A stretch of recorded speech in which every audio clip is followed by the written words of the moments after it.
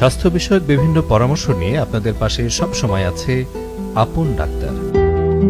মনে রাখবেন, একটি ভুল পরামর্শ আপনার জীবনকে মৃত্যুর দিকেও ঠেলে দিতে পারে। তাই নির্ভুল ও সঠিক স্বাস্থ্য বিষয়ক পরামর্শ পেতে আপন ডাক্তারের সাথেই থাকুন।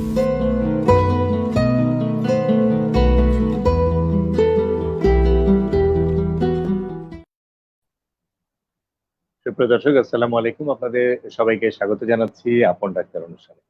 আশা করি সবাই ভালো আছেন, সুস্থ আছেন এবং মাহে রমজানে রোজা রাখছেন।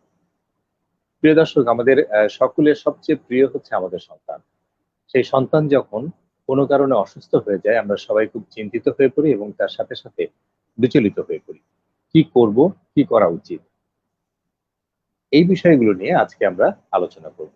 আজকে আমাদের আলোচনার বিষয়বস্তু হলো বাচ্চাদের সর্দি, শ্বাসকষ্ট এবং নবজাতকের যত্ন। কি, কি কারণে এসব জিনিস হতে পারে বা এসব জিনিস হলে আমরা কি করব? বা কি করে বুঝবো যে আমার বাচ্চাটির এই সমস্যাটি হচ্ছে? আর এই বিষয়টি নিয়ে আলোচনা করবার জন্য আজকে আমাদের সাথে আপন ডাক্তার স্টুডিওতে উপস্থিত আছেন দেশ বরেণ্য শিশুরোগ বিশেষজ্ঞ, আমাদের সকলের অতি পরিচিত মুখ এবং সকলের অতি শ্রদ্ধাভাজন অধ্যাপক ডাক্তার আবিদ হোসেন মোল্লা স্যার, প্রাক্তন বিভাগীয় প্রধান, ঢাকা মেডিকেল কলেজ হাসপাতাল এবং বর্তমান বিভাগীয় প্রধান, বার্ডে মেডিকেল কলেজ হাসপাতাল। স্যার, আসসালামু আলাইকুম। আপনাকে স্বাগত আপন ডাক্তার অনুষ্ঠানে। ওয়ালাইকুম আসসালাম। আপনাদেরকে অশেষ ধন্যবাদ আমাকে ডাকার জন্য। প্রিয় দর্শক, অনেক ব্যস্ততার মাঝে স্যার আমাদের জন্য কিছুটা সময় বের করেছেন। সেজন্য আপন ডাক্তারের পক্ষ থেকে আমরা স্যারকে আবারও ধন্যবাদ এবং কৃতজ্ঞতা জানাচ্ছি। দর্শক, আমরা জানি যে প্রত্যেকটি বাচ্চাই কখনো না কখনো অসুস্থ হয়ে থাকে। বিশেষ করে আমরা দেখে থাকি যে বাচ্চারা সর্দি জ্বরে আক্রান্ত হচ্ছে, অথবা কিছু কিছু বাচ্চার এই জিনিসটি যখন বেশি চলে যাচ্ছে তার শ্বাসকষ্ট হচ্ছে, অনেকের গলা ব্যথা হচ্ছে, অনেকের নানা ধরনের উপসর্গ দেখা দিচ্ছে, জ্বর হচ্ছে। তো আসলে এই যে সর্দি, এই সর্দি জিনিসটা কি শুধুমাত্র ঠান্ডার কারণেই হয় নাকি আরো অনেকগুলো কারণে হতে পারে? এবং এই সর্দি হলে কি ধরনের ব্যবস্থা আমাদের নিতে হবে? এই বিষয়টি নিয়ে আমরা প্রথমে শুরু করতে চাই। আমরা আমাদের সম্মানিত শিক্ষক অধ্যাপক ডাক্তার আবিদ হোসেন মোল্লা স্যারের কাছে প্রথম প্রশ্নটি রাখতে চাই যে, স্যার আসলে এই যে সর্দির কথাটি আমরা বলছিলাম, শুধু কি ঠান্ডা লাগলেই সর্দি হতে পারে নাকি আরো অনেক কারণেই সর্দি হতে পারে? আর বাচ্চাদের আচ্ছা। সর্দি হলে আসলে করণীয় কি থাকবে? বা কি করে আমরা এটিকে প্রতিরোধও করতে পারি? না, থ্যাংক ইউ। সর্দি আসলে খুব মারাত্মক কোনো কিছু নয়। আমাদের নাকের মধ্যে যে ঝিল্লি থাকে সেটা কোনো কারণে ইরিটেটেড হলে, কোনো কারণে সেখানে যদি কোনো obnoxious জিনিসপত্র, ডাস্ট, ধুলাবালি ইত্যাদি যদি সেখানে প্রবেশ করে, কোনো ভাইরাল ইনফেকশন সেখানে হয়, সেখানে প্রদাহ সৃষ্টি করে, তাহলে অর্থাৎ যেকোনো কারণেই নাকের ভিতরের যে ঝিল্লি, যেটাকে আমরা মিউকাস মেমব্রেন বলি, এই মিউকাস মেমব্রেনের ভিতরে যদি কোনো রকম স্টিমুলেশন হয়, ইরিটেশন হয়, তাহলে সেখান থেকে যে গ্ল্যান্ড গুলো আছে সেই গ্ল্যান্ড থেকে পানি বের হয়, যেটাকে আমরা সর্দি বলি। তো সর্দি সাধারণত যে কোনো ধরনের ভাইরাল ইনফেকশন থেকে হয়ে থাকে। সাধারণত রাইনো ভাইরাস বলে এক ধরনের ভাইরাস থেকে হয়ে থাকে। তবে একটা কথা আমাদের এখানে মনে রাখা দরকার যে সর্দি সাধারণত ব্যাকটেরিয়াল কোনো ইনফেকশন থেকে হয় না। ২ নম্বর হলো সর্দি আরেকটা জিনিস থেকে হয়, সেটা হলো অ্যালার্জি। হ্যাঁ, কোনো কারণে কোনো নাকের কোনো মানুষ যদি কোনো কিছুতে অ্যালার্জিক থাকেন, অর্থাৎ তার শরীর যে এত সংবেদনশীল থাকে ওই জিনিসটাকে অ্যাকসেপ্ট করতে চায় না, কোনোভাবে অ্যাকসেপ্ট করতে চায় না, তখন সে জিনিসের সংস্পর্শে আসলে এই গ্ল্যান্ডগুলো যেখান থেকে এই পানিটা বের হয়, সর্দিটা বের হয়, সেগুলো ইরিটেটেড হয়ে পড়ে। তো সেই জন্য ডাস্টও একটা মানে এখানে ইরিটেট করে। সেটাকে আমরা বলি অ্যালার্জিক রাইনাইটিস। রাইনাইটিস কথাটার অর্থ হলো নাকের ঝিল্লিতে প্রদাহ।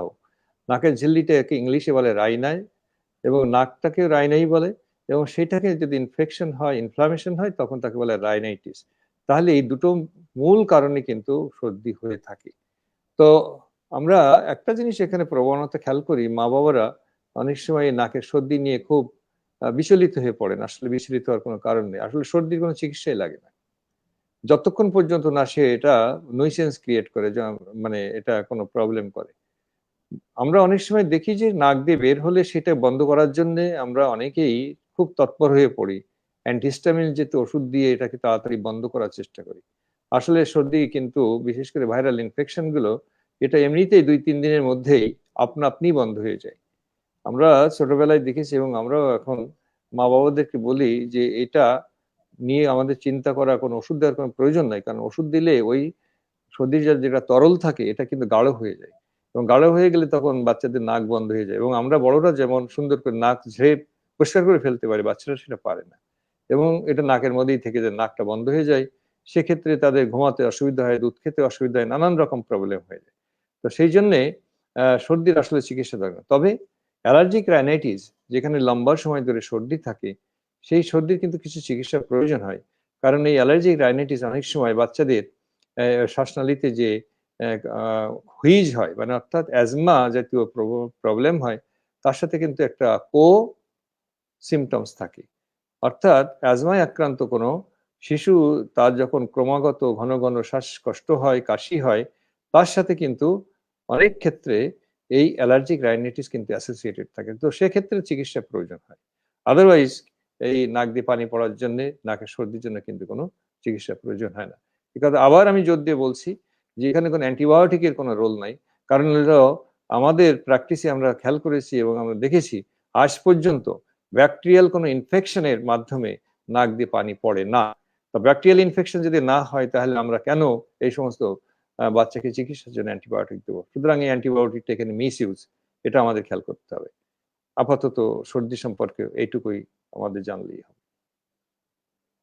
চমৎকার করে আমাদের এই জিনিসটি জানিয়ে দিয়েছেন প্রিয় দর্শক। স্যার কিন্তু আপনাদের একদম পরিষ্কার করে দিয়েছেন যে কোনো ব্যাকটেরিয়াল কোনো ইনফেকশনের কারণে যেহেতু নাক দিয়ে পানি পড়ে না, কাজে এক্ষেত্রে কিন্তু অযথা অ্যান্টিবায়োটিকটি ব্যবহার করবেন না। সেটি করলে অবশ্যই সেটি যথোপযুক্ত ব্যবহার হবে না অ্যান্টিবায়োটিকের। স্যার, আপনি কথা প্রসঙ্গে আরেকটা জিনিস বলেছিলেন যে সর্দিটি ধীরে ধীরে যদি আমাদের শ্বাসনালীতে চলে যায় বা সেখানে যদি প্রদাহ সৃষ্টি করে, তাহলে হুইজ বা শ্বাসকষ্ট হতে পারে। তো জি। সেই ব্যাপারটি যদি আমাদের দর্শকদের একটু জানান যে আসলে বাচ্চাদের শ্বাসকষ্ট হলে কি কি লক্ষণ হুম। দেখা দিতে পারে, বা কি করে একজন মা বা বাবা বুঝবেন যে তার বাচ্চাটি ধীরে ধীরে শ্বাসকষ্টের দিকে চলে যাচ্ছে? এখানে আমি যে কথাটা বলেছিলাম, শ্বাসকষ্টের অনেকগুলো কারণ আছে। শ্বাসকষ্টের কারণের মধ্যে নিউমোনিয়া আছে, ব্রঙ্কিওলাইটিস আছে, অ্যাজমা আছে। কোনো মানুষের যে লাংসে কোনো ফরেন বডি ঢুকে যায়, তার জন্য হতে পারে। নানান কারণ আছে। কিন্তু এখানে অ্যালার্জিক রাইনাইটিসের সাথে যে শ্বাসকষ্টটা রিলেটেড, সেটা হলো অ্যাজমা। অ্যাজমা, শিশুদের অ্যাজমা, বড়দের অ্যাজমা, যেকোনো বয়সের অ্যাজমা। অ্যাজমা একটা অ্যালার্জিক প্রবলেম। এই প্রবলেমটা কি, যে আমাদের প্রত্যেকটা মানুষের শ্বাসনালী আছে, শ্বাসনালীর ভিতরে লাইনিং এ সেখানে কোষ থাকে। এই কোষগুলো কিছু কিছু জিনিসের অবস্থান, শরীরে অবস্থান টলারেট করতে পারে না। তো সেই জিনিস যখন ওই নির্দিষ্ট মানুষের সংস্পর্শে আসে, তখন এই শ্বাসনালীর এই কোষগুলো অতিমাত্রায় এক্সাইটেড হয়ে যায়, অতিমাত্রায় ইরিটেটেড হয়ে যায়। ইরিটেটেড হয়ে গেলে তখন শ্বাসনালীটা ন্যারো হয়ে যায়, ন্যারো হয়ে গেলে তার শ্বাসকষ্ট হয়। এটা হলো অ্যাজমার প্যাথোলজি। তো এই যে ইরিটেশন যেটা হয়, এক্সাইটেশন যেটা হয়, সেটা যে শুধু শ্বাসনালীর মধ্যেই সীমাবদ্ধ থাকবে তা না। যখন এই জিনিসটা নাকের মধ্যে প্রবেশ করে, আমি একটু আগে বলছিলাম, নাকের ভিতরে নাকের ঝিল্লিটাও কিন্তু ইরিটেটেড হয়ে যায়। অর্থাৎ যে বাচ্চাটার শ্বাসকষ্ট হয়, ঘন ঘন শ্বাসকষ্ট হয়, হাঁপানির মতো টান হয়, সে যখন শ্বাস নেয় তখন একটা শো শো আওয়াজ পাওয়া যায়, কাশি হয়। এই বাচ্চার কখনো কখনো এই সমস্ত উপসর্গের সাথে সাথে নাক দিয়ে পানি পড়া থাকতে পারে। এবং আমরা যখন এরকম শ্বাসকষ্ট নিয়ে কোনো বাচ্চা আমাদের কাছে আসে, তখন মা বাবাদের প্রায়শই আমরা জিজ্ঞেস করি, ওর কি নাক দিয়ে এর সাথে পানি পড়ে? অর্থাৎ নাক দিয়ে পানি পড়া এক্ষেত্রে, যেটাকে আমি অ্যালার্জিক রাইনাইটিস বলছিলাম, সেটা একটা মানে অ্যাকম্পানিং একটা কমপ্লেন, অর্থাৎ সহযোগী আরেকটা সিমটম। তো এটা গেল একদিক। তো সেখানে আমাদের এই অ্যাজমা এবং শ্বাসকষ্ট এবং কাশি, তার সাথে অ্যালার্জিক রাইনাইটিস থাকলে পরে আমরা যে সমস্ত ওষুধগুলো দেই, সেই ওষুধে মোটামুটি ভাবে শ্বাস, এই যে নাক দিয়ে পানি পড়া যেটা অ্যালার্জিক রাইনাইটিস, এটা ভালো হয়ে যায়। তো এটা গেলে অ্যাজমার একটা দিক। এছাড়া আমরা আরো কথা বলছি, নিউমোনিয়া আমাদের জন্য একটা বিশাল সমস্যা। নিউমোনিয়া কিন্তু বাচ্চাদের শ্বাসকষ্ট, কাশি, বুকে ব্যথা এবং মৃত্যুর একটা অন্যতম কারণ। শিশুদের ৫ বছরের কম বয়সী বাচ্চাদের মৃত্যুর একটা অন্যতম কারণ। তো এখানে আমরা যে কথাটা আপনি আমাকে জিজ্ঞেস করছিলেন, যে একজন অভিভাবক, আহ, তার পক্ষে কিভাবে বোঝা সম্ভব যে তার আদরের বাচ্চাটার কাশির সাথে সাথে শ্বাসকষ্ট হচ্ছে। তো এক্ষেত্রে শ্বাসকষ্ট যখন হয় আমাদের একটু খেয়াল করলে আমরা বোঝার চেষ্টা করি, আমাদের শ্বাস নেওয়ার উদ্দেশ্য হলো একটা, শরীরের ভিতরে একটা সন্তোষজনক পর্যায়ে অক্সিজেনের মাত্রা ঠিক রাখা। তো এই অক্সিজেন যদি আমাদের ঠিক থাকে তাহলে শ্বাসকষ্ট হবে না। তবে অক্সিজেনের মাত্রা কমে যায় যখন লাংসে প্রবলেম হয়, হার্টে প্রবলেম হয়, তখন কিন্তু শরীরের রক্তের মধ্যে অক্সিজেনের মাত্রা কমে যায়, এবং এই অক্সিজেনের মাত্রা যখনই কমে যায় তখন ব্রেন থেকে শুরু করে শরীরের নানাবিধ অঙ্গ প্রত্যঙ্গ এফেক্টেড হয়। এর সাথে যে সমস্ত রিয়াকশনগুলো, মেটাবলিজিক রিয়াকশনগুলো রিলেটেড, সেগুলো বাধাগ্রস্ত হয়, শরীরটা তখন টক্সিক হয়ে যায়। তো এই অক্সিজেনটাকে সঠিক মাত্রায় রাখার জন্য বডি তখন অটোমেটিক্যালি কিছু কিছু কাজ করে। একটা মানুষ সুস্থ স্বাভাবিক অবস্থায় সে যতটুকু শ্বাস নেয়, তার শ্বাসের গতি প্রতি মিনিটে যতটুকু, এই অক্সিজেনের ঘাটতিতে কিন্তু সেই গতি অনেক বেড়ে যায়। অর্থাৎ মা এক্ষেত্রে দেখতে পাবেন যে তার বাচ্চাটির আগে যেভাবে শ্বাস নিত, যে গতিতে শ্বাস নিত, যে রেটে শ্বাস নিত, এখন সেই শ্বাস নেওয়ার মাত্রা এবং রেট অনেক বেড়ে গেছে, খুব ঘন ঘন শ্বাস নিচ্ছে। অর্থাৎ মা যদি বুকের দিকে খেয়াল করেন, পেটের দিকে খেয়াল করেন, তাহলে বুঝবেন যে তার বাচ্চার আগে যেখানে 30 হতো কি 25 হতো কি 35 হতো, সেটা এখন অনেক বেড়ে 50, 60, 70 এরকম হয়ে গেছে। এই একটা জিনিস মা খেয়াল করতে পারেন। দ্বিতীয় যে জিনিসটা খেয়াল করতে পারেন, যে শ্বাস নেওয়ার সময় আমাদের বুকের যে ওঠানামা করে, এই ওঠানামার সাথে সাথে আমরা পাজরের ওখানে দেখি অনেক বাচ্চার খুব শ্বাসকষ্ট হলো, ওই জায়গাটা ভিতরের দিকে ঢুকে যায়, যেটাকে বলে চেস্ট ইনড্রয়িং। তাহলে এই দুটো জিনিস কিন্তু মানে বোঝার জন্য, দেখার জন্য কিন্তু খুব বড় শিক্ষিত হওয়ার দরকার নেই। এটা কিন্তু মা বাবাদের কিন্তু আমরা যদি এই দুটো জিনিসই আমরা শেখানোর চেষ্টা করি, বুঝতে পারি। এছাড়া আরো অনেক সাইন সিমটমস আছে, তো সেগুলো সবকিছু হয়তো মা বাবাদের জন্য বোঝা সম্ভব হয় না। অনেক সময় দেখা যাবে যে বুকের উপরের অংশে, গলার সামনে, বুকের উপরের অংশে গলার সামনের এই জায়গাটা ওখানে গর্ত হয়ে যাচ্ছে, এটাও কিন্তু শ্বাসকষ্টের একটা লক্ষণ। তারপরে অনেক সময় এই যে নাক দিয়ে আমাদের যে বাতাস ঢোকে, নাকের যে ছিদ্র আছে, ছিদ্রটাও দেখা গেল অটোমেটিক্যালি বড় হয়ে যাচ্ছে। অনেক সময় শরীরে অনেক অক্সিজেনের মাত্রা যদি কমে যায়, তখন বাচ্চাদের এরকম ঘাড় এরকম করে, যেটাকে আমরা হেড নোডিং বলে, এরকম বলে। এরকম অনেক কিছু আছে, কিন্তু সবকিছু সব রোগীর মধ্যে থাকে না। তবে সব রোগীর মধ্যে যে দুটো জিনিস থাকে, তার একটা হলো অনেক দ্রুত গতিতে শ্বাস বুকের ওঠানামা করে, আর একটা হলো শ্বাস নেওয়ার সময় বুকের পাঁজরের নিচের দিকে দেখা যাবে মানে বুকটা ভিতরের দিকে ঢুকে যাচ্ছে। এই দুটো জিনিসের কোনো একটা জিনিস যদি থাকে, তাহলে অভিভাবকদের পক্ষে নির্ণয় করা সম্ভব যে যে তার বাচ্চার নিশ্চয়ই শ্বাসকষ্ট হয়েছে, এবং সে প্রেক্ষাপটে কোনো রকম দেরি টেরি না করে ডাক্তারের একজন পরামর্শ নিয়ে নির্দিষ্ট মাত্রায় ওষুধ ব্যবহার করলে বাচ্চার জন্য ভালো হবে। চমৎকার, চমৎকার স্যার, খুবই সুন্দর করে এই জিনিসটি আমাদের দর্শকদের উপস্থাপন করেছেন। স্যার, এটির সাথে প্রাসঙ্গিকভাবে আরেকটি প্রশ্ন এসেই যায়। কিছু কিছু ক্ষেত্রে দেখা যায় যে এই শ্বাসকষ্টের সময় অনেক রোগীর জ্বর থাকে, আবার অনেকের থাকে না। জি সেটির সাথে কি কোনো সম্পর্ক আছে কিনা, বা জ্বর থাকলে আমরা কি মনে করব, বা জ্বর না জি থাকলে জি আমরা জি কি মনে করতে পারি? Okay fine. যেমন অ্যাজমা, এখানে শ্বাসকষ্ট কাশির থাকে, কিন্তু জ্বর থাকা প্রয়োজন নাই, জ্বর থাকে না। কেন, আমরা একটু আগে বলছিলাম অ্যালার্জিক প্রবলেমস, কিন্তু জ্বর থাকবে কখন শরীরের মধ্যে প্রদাহ হয়, যখন সেটা ব্যাকটেরিয়া, ভাইরাস এবং অন্য কোনো রোগ জীবাণুদের আক্রান্ত হয়। যেমন এখানে আমি বলি, ছোট ছোট বাচ্চা যাদের বয়স 2 বছরের কম, তাদের কিন্তু ঘন ঘন এরকম শ্বাসকষ্ট কাশি হয়। তাদের কিন্তু অল্প অল্প জ্বর থাকে, সেগুলো কিন্তু ভাইরাল ইনফেকশনের মাধ্যমে হয়। তাহলে ভাইরাস দিয়ে ইনফেকশন হলেও জ্বর হতে পারে, আবার ব্যাকটেরিয়া দিয়ে ইনফেকশন হলেও জ্বর হতে পারে। অনেক ক্ষেত্রে বাইরে থেকে এটা সবার পক্ষে বোঝা সম্ভব হয় না, তবে তার জন্য একটা নির্দিষ্ট একটা হিস্ট্রি আমাদের থাকে। কিন্তু জ্বর যদি থাকে, অতিমাত্রায় যদি জ্বর থাকে, বাচ্চাদের নাক দিয়ে পানি না পড়ে কিন্তু কাশি এবং শ্বাসকষ্ট আছে, তখন আমাদের কিন্তু চিন্তা করতে হয় যে বাচ্চাটার হয়তো ব্যাকটেরিয়া দিয়ে ইনফেকশন হয়েছে, সেটা কিন্তু মারাত্মক। আমি আবার বলছি, কোনো বাচ্চার কাশি হয়েছে, শ্বাসকষ্ট হচ্ছে, নাক দিয়ে পানি পড়ছে না, আমি একটু আগে বলছি নাক দিয়ে পানি পড়া ভাইরাল ইনফেকশনের একটা লক্ষণ, এটা ব্যাকটেরিয়াল ইনফেকশনের কোনো লক্ষণ নয়। এর সাথে যদি দেখা যায় যে বেশ জ্বর আছে, তাহলে আমাদের বুঝতে হবে যে, অথবা মনের মধ্যে সন্দেহ আসতে পারে এই বাচ্চাটি কি ব্যাকটেরিয়াল ইনফেকশন, অর্থাৎ ব্যাকটেরিয়া মানে হলো অ্যান্টিবায়োটিক, এটা একটা ডিসিশনের ব্যাপার। আর যখন দেখি যে এরকম কাশি হচ্ছে, শ্বাসকষ্ট হচ্ছে, কি নাক দিয়ে পানি পড়ছে, এটার জন্য কিন্তু প্রাথমিক পর্যায়ে অ্যান্টিবায়োটিকের দরকার নাই। তো এখানে জ্বর থাকা মানে হলো যে কোনো না কোনো সংক্রমণ তার হয়েছে, এটা ব্যাকটেরিয়া হোক অথবা ভাইরাস হোক। তো আমি ওই জায়গাটাই অনেক ক্ষেত্রে এই জ্বর থাকলে তো মাথা গরম হয়ে যায়, সবারই মাথা গরম হয়ে যায়, মা বাবার থেকে শুরু করে ডাক্তারের মাথা গরম হয়ে যায়, তখন অ্যান্টিবায়োটিকের একটা প্রশ্ন এসে যায়। তো সেই জন্য এখানে যাতে অ্যান্টিবায়োটিক মিস ইউজ না হয়, কারণ অ্যান্টিবায়োটিক মিস ইউজ হওয়ার জন্য তার শিকার কিন্তু আমরা সবাই, এই ব্যাকটেরিয়াল রেজিস্ট্যান্স ডেভেলপ করে যায়, তখন আর কোনো অ্যান্টিবায়োটিকে কাজ করে না, আমাদের মিস ইউজ ঠেকাতে হবে। তাহলে প্রাথমিক পর্যায়ে যদি আমরা কয়েকটা জিনিস খেয়াল করি, যে একটা বাচ্চা তার কাশি হচ্ছে, তার হয়তো হালকা শ্বাসকষ্টও আছে, কিন্তু সাথে সাথে আমি দেখলাম যে তার নাক দিয়ে পানি পড়ছে না, বাচ্চার জ্বর আছে, তাহলে আমি একটু মনে করতে পারি যে এটা কি ব্যাকটেরিয়াল ইনফেকশন হলো, ডাক্তারের কাছে যেতে হবে। ওই দোকানে যাই ওভার দি কাউন্টার ওখান থেকে অ্যান্টিবায়োটিক এনে কি অন্য জায়গার থেকে একটু ওটা করে সময় নষ্ট করা যাবে না।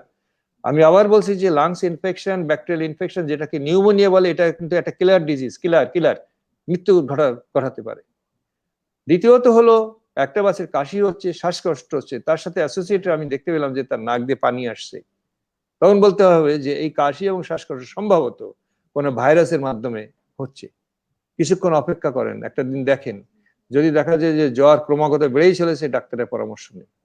তাহলে প্রথমটা কিন্তু ডাক্তারের কাছে যে অ্যান্টিবায়োটিক জাতীয় ওষুধ ব্যবহার করাটা কিন্তু ইম্পর্টেন্ট, পরে কিন্তু এতটা ইম্পর্টেন্ট না।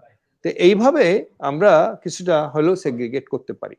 তো অনেক ক্ষেত্রে যদি সেটা সম্ভব না হয়, আমাদের ধৈর্য যদি না কুলায়, তাহলে উভয় ক্ষেত্রে ডাক্তারের পরামর্শ। আমি বারে বারে একটা কথাই বলছি যে ডাক্তারের পরামর্শ, এই জন্য বলছি যে সেখানে রোগটা সঠিকভাবে নির্ণয় করে সঠিক ওষুধটা দেওয়া যায়।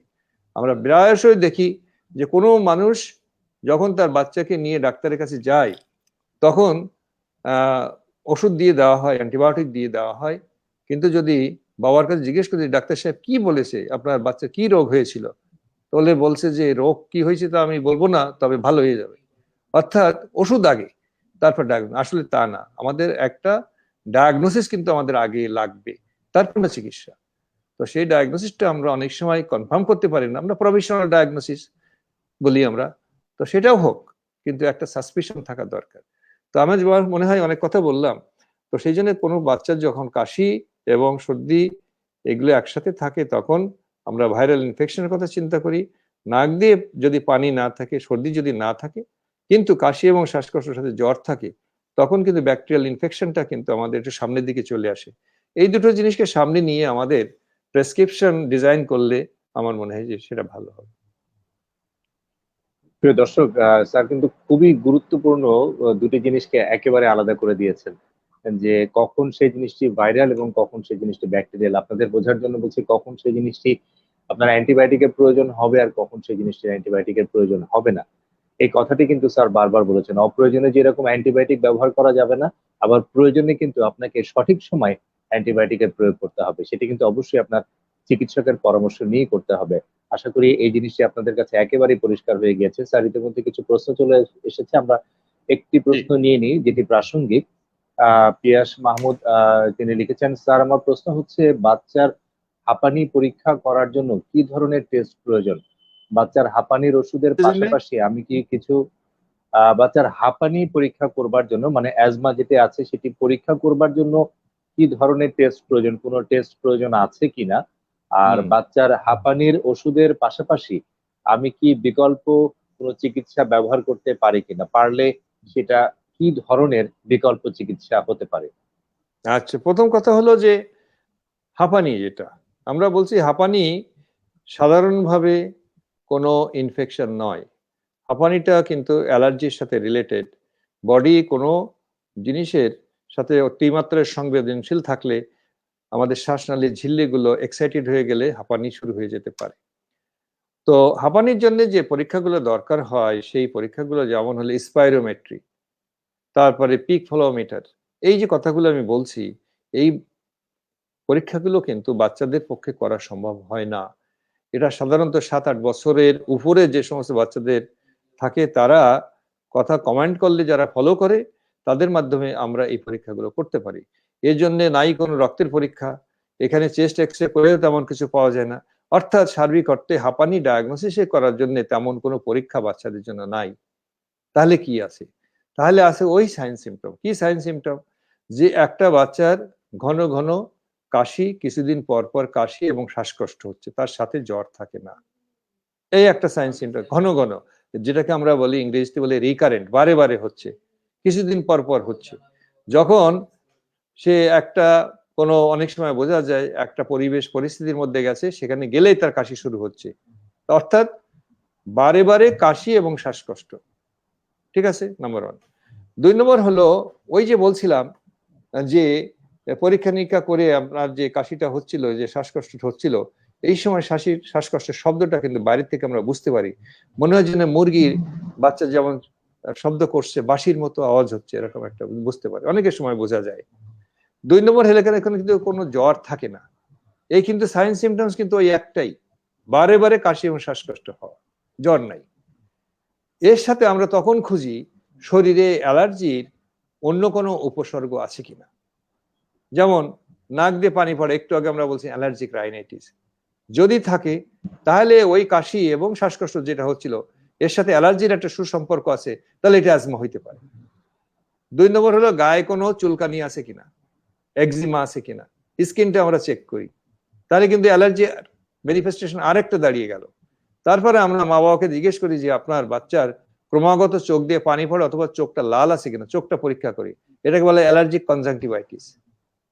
তাহলে এই যে অ্যালার্জিক কন্ডিশন গুলোর কথা আমি বললাম, এই কাশি এবং শ্বাসকষ্টের সাথে যদি অ্যাসোসিয়েটেড থাকে, তখন অ্যাজমার সন্দেহের পাল্লাটা আরেকটু ভারী হয়। তারপরে আমরা জিজ্ঞেস করি যে আচ্ছা, এর আগে যখন শ্বাসকষ্ট হয়েছিল তখন যে ওষুধ দিয়েছিল, কি ওষুধ দিয়েছিল? তো যখন কিছু বললো যে এটা কোন একটা ওষুধের কথা বললো, সলবোটামলের কথা বললেন ইত্যাদি। তা আচ্ছা, ওই ওষুধটা দেওয়াতে ওর রেসপন্সটা কেমন হয়েছিল? বলে যে খুব ভালো হয়েছিল। এটাও কিন্তু আরেকটা ইম্পর্টেন্ট পয়েন্ট, যে থেরাপিউটিক রেসপন্স। তো এই তিনটা জিনিস, তো এইরকম ভাবে আমরা সবকিছু মিলাইয়া একটা ডায়াগনোসিস করি।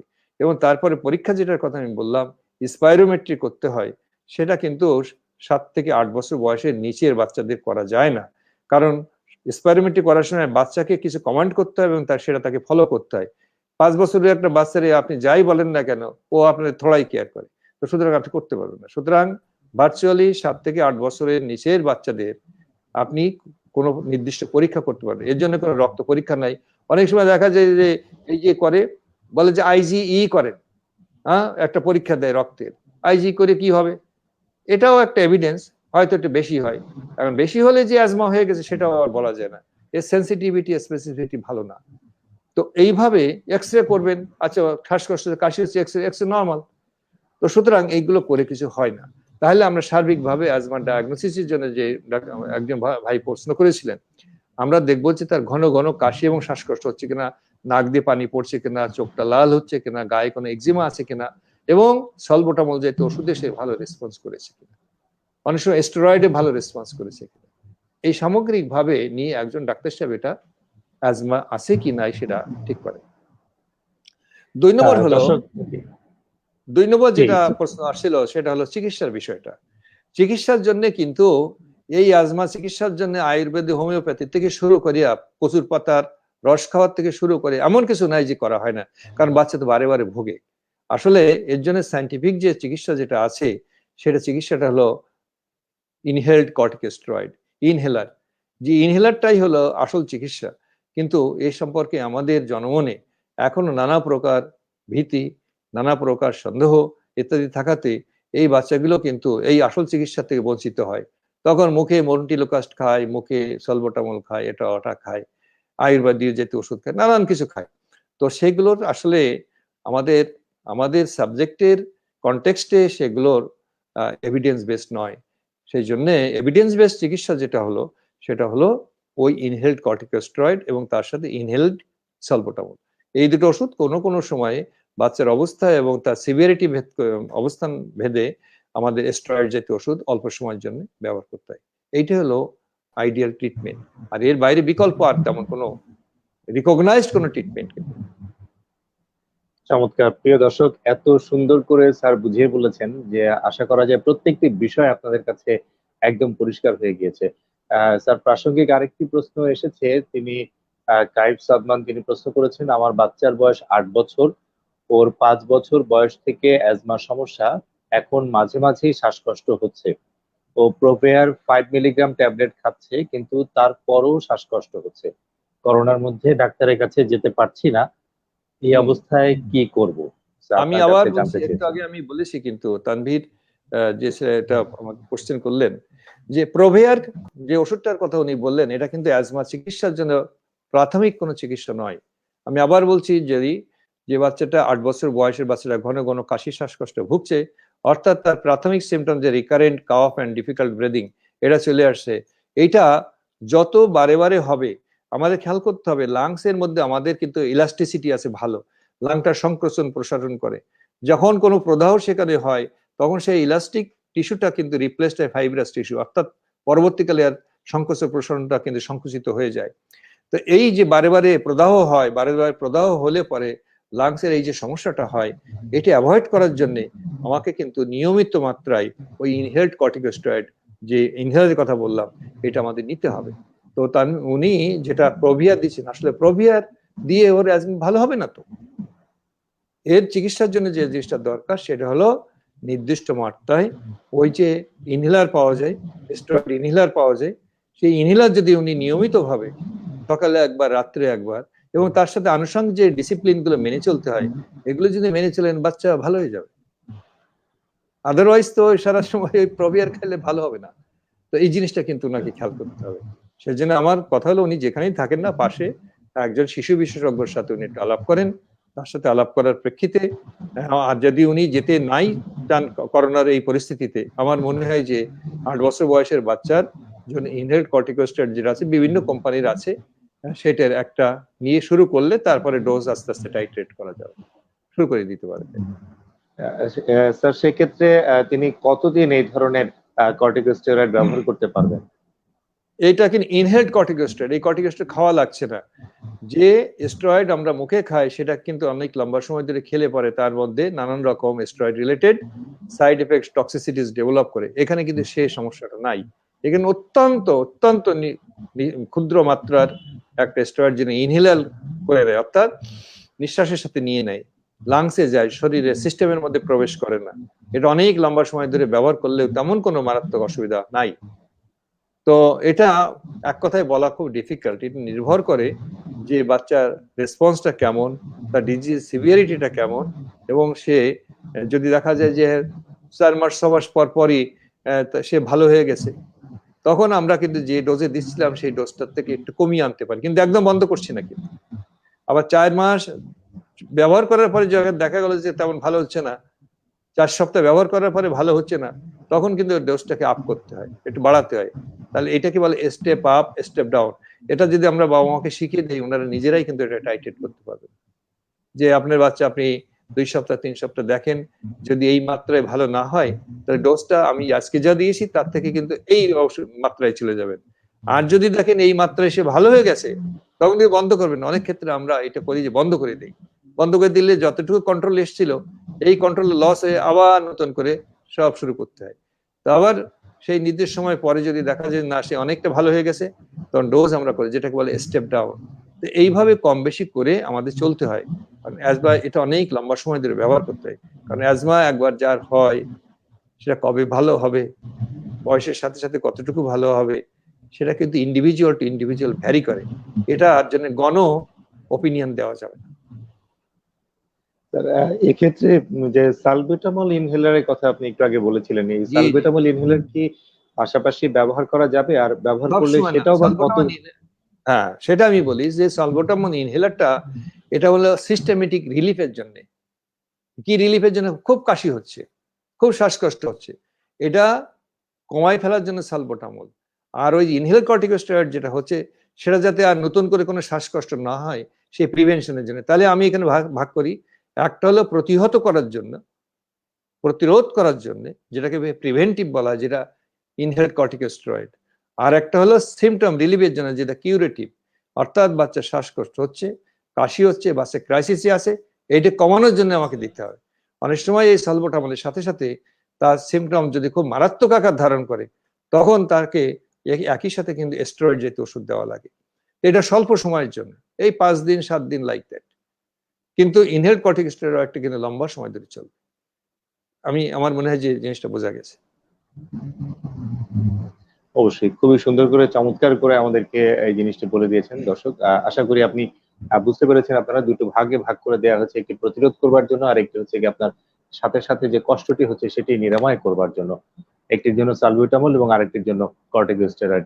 যে দীর্ঘ সময় ব্যবহার করলে কোনো অসুবিধা নেই। একজন দর্শক প্রশ্ন করেছিলেন যে ইনহেলার কতদিন ইনহেলার ব্যবহার করা যায়? স্যার আপনাকে বলে দিয়েছেন যে হ্যাঁ, দীর্ঘ সময় এটি ব্যবহার করতে পারেন, কখনো ডোজ বাড়াতে পারেন, কখনো কমাতে পারেন। স্যার আরেকটি প্রশ্ন এসেছে খালেদ নূর মোহাম্মদ মাসুদ, উনি প্রশ্ন করেছেন, খুবই গুরুত্বপূর্ণ একটি প্রশ্ন এবং এখনকার জন্য তো খুবই গুরুত্বপূর্ণ। আমিও আমার স্ত্রী দুজনেই করোনা পজিটিভ। আমার দুটি বাচ্চা আছে, একটির বয়স 5 বছর, আরেকটির বয়স 1 বছর 8 মাস। ছোটটি বুকের দুধ পান করে। বাচ্চা কি মায়ের দুধ পান করতে পারবে? এতে কি অবশ্যই বাচ্চার করোনা হওয়ার সম্ভাবনা আছে কিনা? আর আমার 2 দুধের বাচ্চার মাধ্যমে নাই। শ্বাসকষ্ট আছে। আচ্ছা, তো বলি উনি আবার তাহলে যেটা শেষ আবার যোগ করেছেন স্যার যে জি, উনাদের বাচ্চাদের শ্বাসকষ্ট আছে। এখন উনারা দুজনেই তো করোনা পজিটিভ, নিজেরাই চিন্তিত, তারপরে আবার বাচ্চাদেরকে নিয়েও একটু বেশি বিচলিত তারা। না, সেক্ষেত্রে বিচলিত বাচ্চাদের হওয়াটাই করণীয় কি স্বাভাবিক। থাকবে? হ্যাঁ, বাচ্চাদের করণীয় যেটা হলো সেটা হলো যে ওনারা যেহেতু যে ফ্যামিলিতে আছেন 2 জন পজিটিভ করোনা, এবং সেই একই ফ্যামিলিতে যখন বাচ্চারা আছে, আমাদের এখন অবস্থান ঠিক করতে হবে বাচ্চারা করোনা আক্রান্ত কিনা। সেটা করোনার জন্য আমরা বাচ্চাদের টেস্ট করতে পারি। টেস্ট করার পরে যদি দেখি এটা পজিটিভ আছে, তাহলে এক বিষয় অবজারভেশন করা। কারণ করোনা বাচ্চাদের যেটা হয় সেটা 80, 85, 90% মাইল্ড ফর্মে থাকে, কোনো চিকিৎসাই লাগে না, শুধু অবজারভেশন লাগে। কিছু কিছু ক্ষেত্রে আমাদের বাচ্চাদেরকে অবজার্ভ করতে হয় যে মারাত্মক আকারে নিতে পারে, তো সেটাও খুব কম। এখন বিষয়টা হলো যে এই কি অবজার্ভ করবেন, এখন একটা ফ্যামিলিতে যে মা বাবার সাথে বাচ্চারাও যে অ্যাফেক্টেড, সবাই অ্যাফেক্টেড, এখানে তো সবাই করোনা অ্যাকোয়ার করে ফেলছে, সুতরাং এখানে আর আইসোলেশন দরকার নেই, সবাই একই কথা, বুঝলেন? কিন্তু বাচ্চাদের এখন খেয়াল করতে হবে যে ওদের শ্বাসকষ্টের মাত্রাটা কেমন। তবে একটা জিনিস হলো যে বাচ্চাটা অলরেডি অ্যাজমেটিক, তার বিষয়ে কিন্তু আমাদের একটু সতর্ক থাকতে হবে, একটু বেশি ভিজিলেন্ট থাকতে হবে। দরকার হলে হসপিটালের সাথে যোগাযোগ করে হসপিটালেও থাকতে হবে যে এটা করোনা ডেডিকেটেড হসপিটাল। কারণ এই বাচ্চাটার করোনা রিলেটেড প্রবলেমে কিন্তু শরীরের অক্সিজেনের ঘাটতি হয়। আর যে মানুষটা অলরেডি অক্সিজেন ঘাটতি হওয়ার প্রবণতা আছে, অর্থাৎ অ্যাজমা আছে, তার জন্য তো আমাদের আর একটু বাড়তি সতর্কতার দরকার। অর্থাৎ তাই সেই বাচ্চাগুলোর প্রত্যেকের কিন্তু রক্তে অক্সিজেনের মাত্রাটা কিন্তু আমাদের নিয়মিতভাবে মাপতে হবে। বাড়িতে মাপা সম্ভব, এই আঙ্গুলের মাথায় অক্সিজেন মিটার লাগিয়ে এটা মাপা সম্ভব। যদি কোনো সময় দেখি যে এটা 95 এর নিচে আসছে অথবা আস্তে আস্তে ডিক্লাইন করছে, আরো কমছে, এটা কিন্তু দেরি করা যাবে না। কারণ এই রোগের চিকিৎসার একটা ইম্পর্টেন্ট অ্যাসপেক্ট হলো অক্সিজেন মনিটর করে তার মাত্রা নির্ণয় করে সঠিক মাত্রায় অক্সিজেন দেওয়া। তো সুতরাং একটাই বিষয়। 2 নম্বর যে প্রশ্নটা আসছিল যে ছোট যে বাচ্চাটা মায়ের দুধ খায়, মায়ের দুধ খেতে কিন্তু কোনো অসুবিধা নাই, কারণ এই ভাইরাস মায়ের দুধ দিয়ে বাচ্চা শরীরে যায় না। এখানে যে জিনিসটা আমাদের খেয়াল করতে হবে সেটা হলো মাকে কিন্তু মাস্ক পরতে হবে, এবং দুধ খাওয়ানোর সময় মা অন্যদিকে একটু ফেস শিল্ড টিল্ড পরে থাকবেন, পাশ দিয়ে বাচ্চা একটু দুধ খাবে। আর 1 বছর বয়সে 8 মাসের বাচ্চার বয়স, সে কিন্তু মায়ের দুধ তার দৈনন্দিন চাহিদার 1/3 থেকে 1/4, আর বাকিটা তো অন্য কিছু খাইতে পারে। তো সুতরাং সাময়িক সময় ডেলি 1 বার 2 বার কি 3 বার মায়ের দুধ খেলে বাকিটা পরিবারের অন্য খাবার খেয়ে ফেলতে পারে। এখানে মায়ের দুধ খাওয়াতে কোনো কন্ট্রাইন্ডিকেশন নাই, অর্থাৎ মায়ের দুধ সে খেতে পারে। শুধু দরকার যে বাচ্চাটা মায়ের কাছ থেকে, মায়ের হাসি কাশির মাধ্যমে যাতে ভাইরাসটা তার কাছ থেকে তার বাচ্চার শরীর না যায়, এই জন্য যতটুকু স্বাস্থ্যবিধি মেনে চলা দরকার ততটুকু উনি মেনে চলবেন, তাহলেই হবে।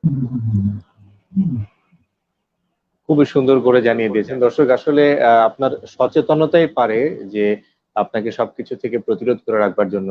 আপনি আপনার সন্তানকে বুকের দুধ খাওয়াতে পারবেন, কিন্তু অবশ্যই স্বাস্থ্য সচেতনতা মেনটেন করে, যে কথাটি স্যার আপনাদের একেবারে পরিষ্কার করে বলে দিয়েছেন।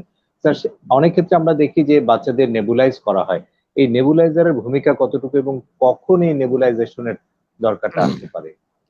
আসলে মুশকিল হয়েছে যে নেবুলাইজেশন কিন্তু এই মানে করোনা ভাইরাসের যেখানে লাংসের সংক্রমণ হয়, তো নেবুলাইজেশন কথাটা অর্থ হলো যে আমরা একটা মেশিনের মাধ্যমে সেখানে লাংসের ভিতরে একটা জেট সৃষ্টি করে সেখানে কিন্তু ওষুধপত্র ঢুকাই দেই, এই জেস্ট সৃষ্টির ফলে কিন্তু ভাইরাসের ডিসেমিনেশনটা, যেগুলো অলরেডি বাচ্চার একজন আক্রান্ত মানুষের শরীরে চলে গেছে অলরেডি, সেখানে কিন্তু এটা ওই নেবুলাইজেশনের মাধ্যমে কিন্তু এই জেটের মাধ্যমে কিন্তু এনভায়রনমেন্ট অনেক ছড়িয়ে পড়ার সম্ভাবনা থাকে। সেই জন্য এখানে কিন্তু করোনা পরিস্থিতিতে কোনো বাসায় করোনা থাকলে, কেউ করোনা আক্রান্ত হলে অন্যান্য ডিসেমিনেশন অর্থাৎ চারিদিকে ছড়িয়ে পড়া প্রতিহত করার জন্য কিন্তু নেবুলাইজেশন কিন্তু আপনার নিষিদ্ধ, অর্থাৎ নেবুলাইজেশন করা যাবে না। তাহলে এক্ষেত্রে যদি বাচ্চাকে ওই নেবুলাইজেশনের মাধ্যমে যে ওষুধটা দিতাম, সেই ওষুধটা যদি দিতে হয় তার জন্য ইনহেলার ব্যবহার করাই বিধিসম্মত এবং এইটাই রিকমেন্ড।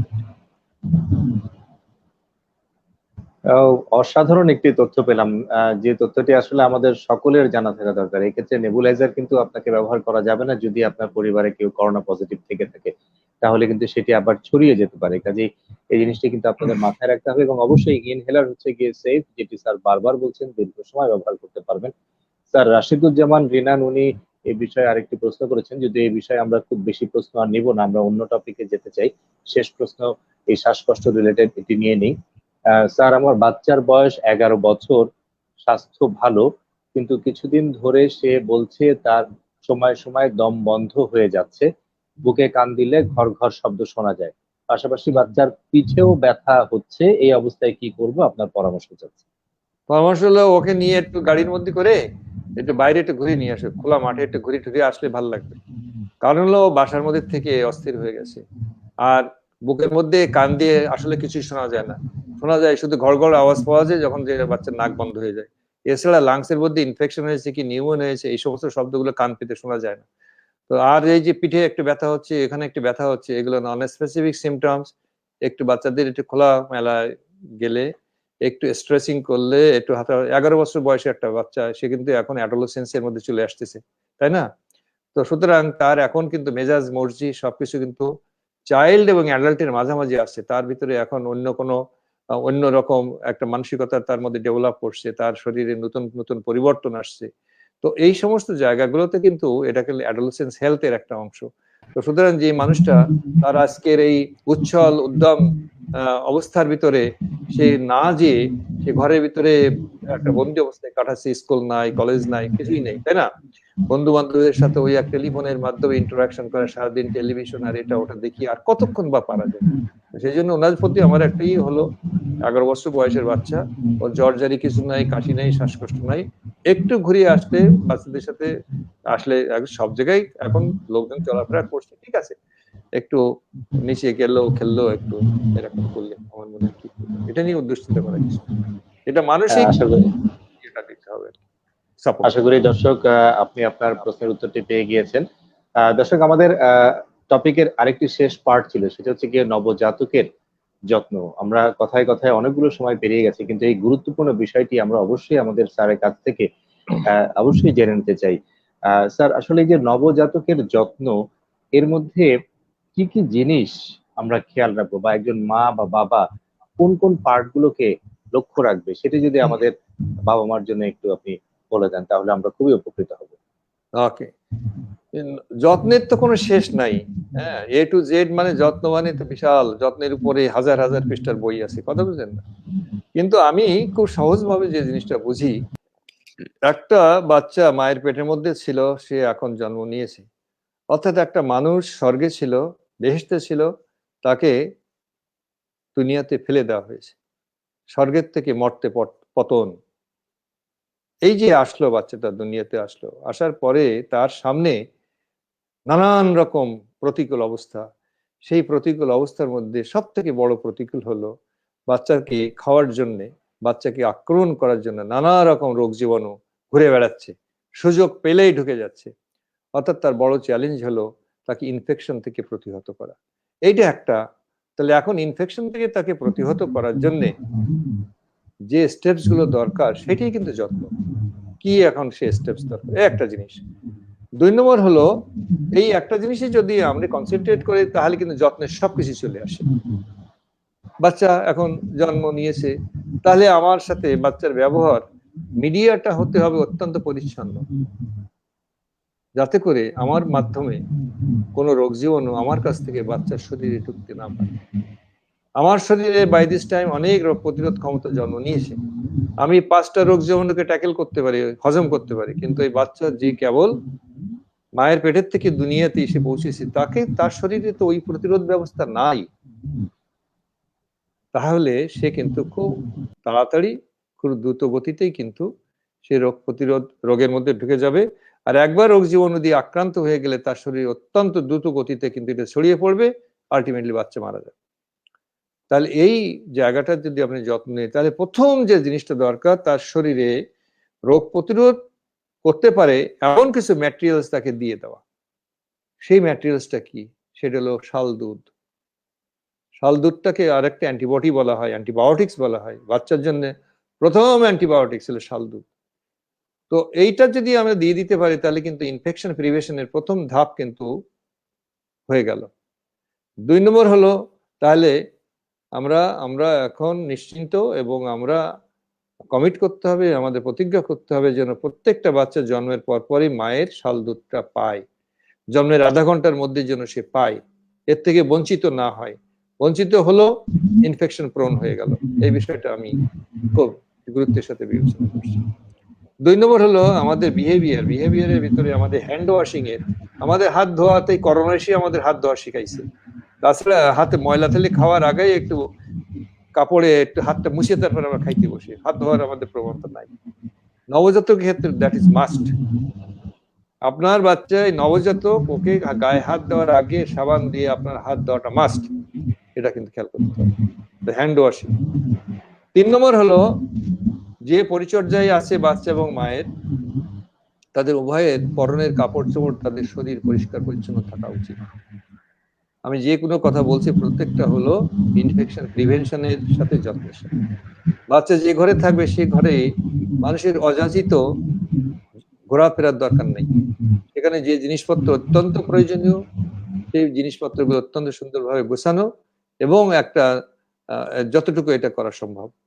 এখন কেউ হয়তো প্রশ্ন করতে, ভাই আমরা থাকি এক ঘরে, কিন্তু দুই ঘরের মধ্যে এগুলোকে এত করে সম্ভব? আমি তা বলি নাই, আমি বলেছি যতটুকু সম্ভব।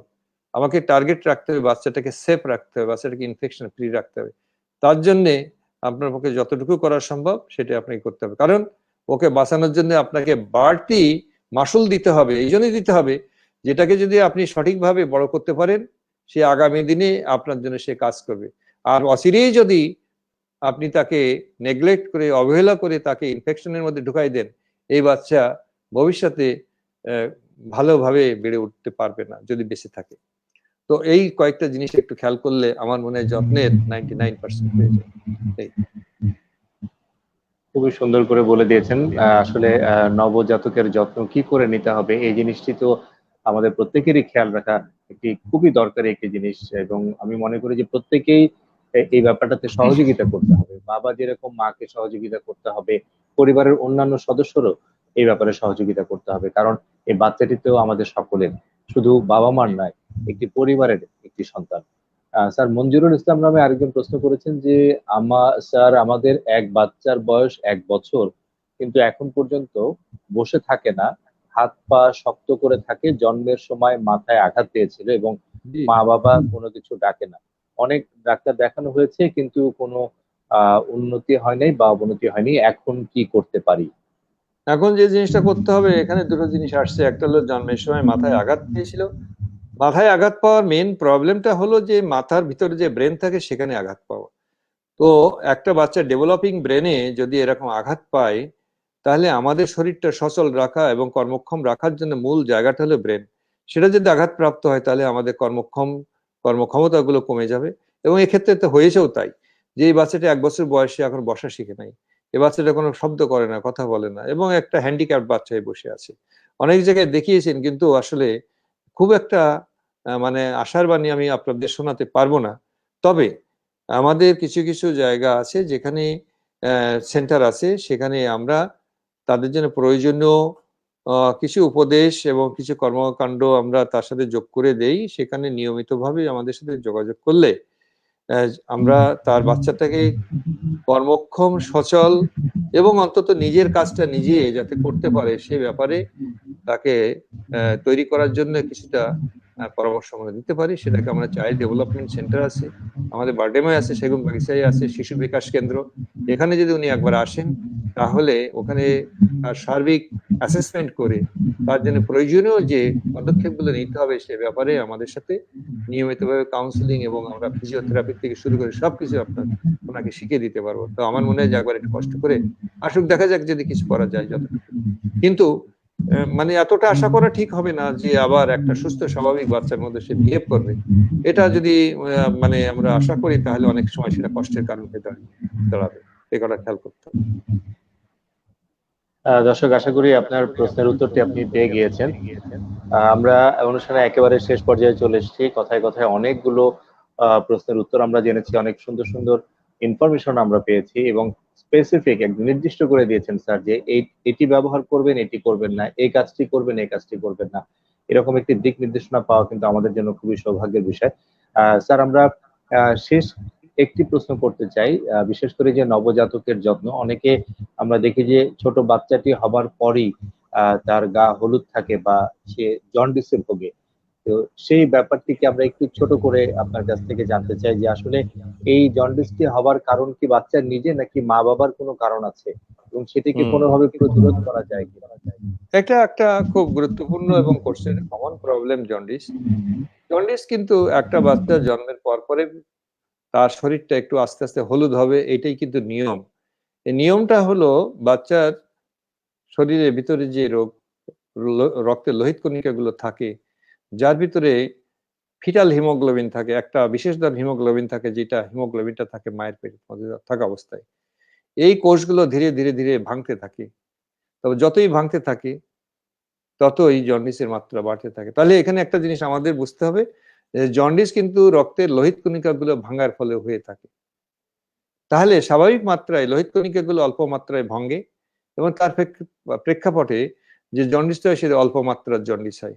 কিন্তু কোনো প্রবলেম যদি হয়, সাধারণভাবে মায়ের রক্তের গ্রুপ এবং বাচ্চার রক্তের গ্রুপের মধ্যে যদি গড়মিল হয়, তাহলে ওই লোহিত কণিকাগুলো ভেঙে যাওয়ার প্রবণতা এবং তার সিভিয়ারিটি কিন্তু অনেক মারাত্মক হয়ে যায়। অর্থাৎ যত বেশি দ্রুত গতিতে রক্তের লোহিত কণিকা ভাঙবে, বাচ্চার শরীর তত দ্রুত গতিতে হলুদ হবে। তাহলে যে কথাটা আপনি জিজ্ঞেস করেছিলেন, এটা একটা স্বাভাবিক ঘটনা, প্রত্যেকটা বাচ্চার হবে। এবং গ্রাম দেশে এটার জন্য কিছুই করেন, একটু রোদের মধ্যে একটু শোয়াট হয়ে রাখে, তাতেই দেখি ভালো হয়ে যায়। এবং সাধারণভাবে রোদের মধ্যে না শোয়ালেও সাধারণত 7-8 দিনের মধ্যে এটা অনেকটা কমে আসে। কিন্তু যদি রক্তের এই গ্রুপের গড়মিলের জন্য যদি রক্তের লোহিত কণিকা অতি দ্রুত মাত্রায় এবং ভাঙতে থাকে, তাহলে কিন্তু সেক্ষেত্রে এই জন্ডিসের পিছনে যে কেমিক্যালসটা থাকে তার নাম হলো বিলিরুবিন।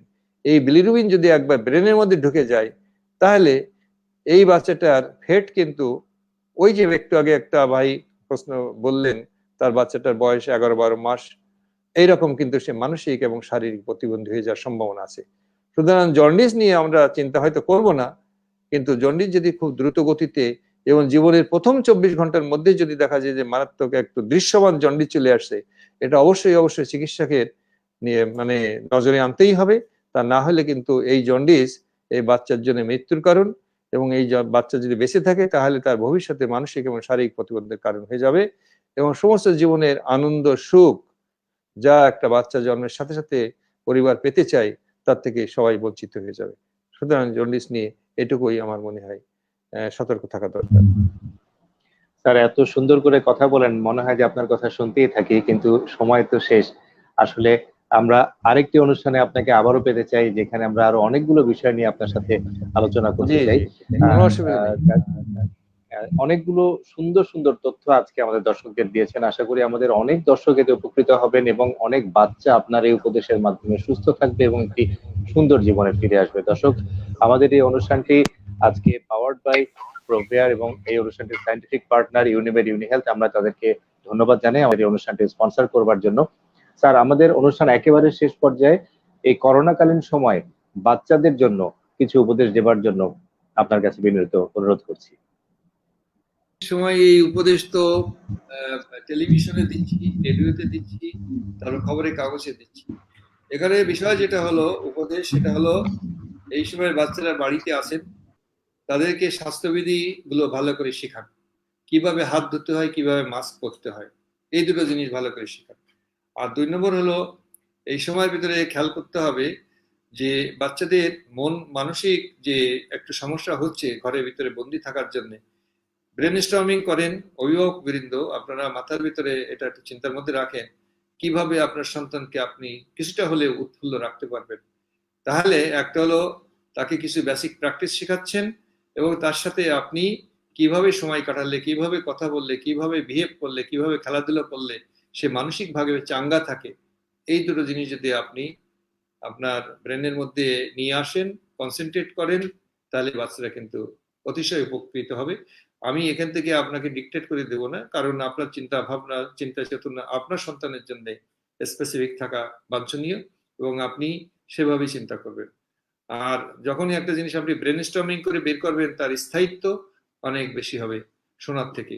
সুতরাং এই 3টে জিনিস আপনি করেন, আমার মনে হয় যে বাচ্চারা শারীরিক এবং মানসিকভাবে মুক্ত থাকবে এবং ভালো থাকবে, এবং করোনা আক্রমণ থেকেও হয়তো রক্ষা পাবে। এটুকুই আমার কথা। অনেক অনেক ধন্যবাদ স্যার আমাদের আপন ডাক্তারকে সময় দেওয়ার জন্য। প্রিয় দর্শক, আপনার প্রত্যেকটি সন্তান এবং আমাদের সন্তান সুস্থ থাকবে, এবং এই করোনাকালীন সময় আমরা সবসময় চাইবো যে আমাদের সন্তানটিকে নিরাপদ রাখবার জন্য, এবং সেই জন্য অবশ্যই স্বাস্থ্য সচেতনতা মানতে হবে। আজকে এই পর্যন্তই। সবাই ভালো থাকবেন, সুস্থ থাকবেন এবং আপন ডাক্তারের সাথেই থাকবেন। আসসালামু আলাইকুম।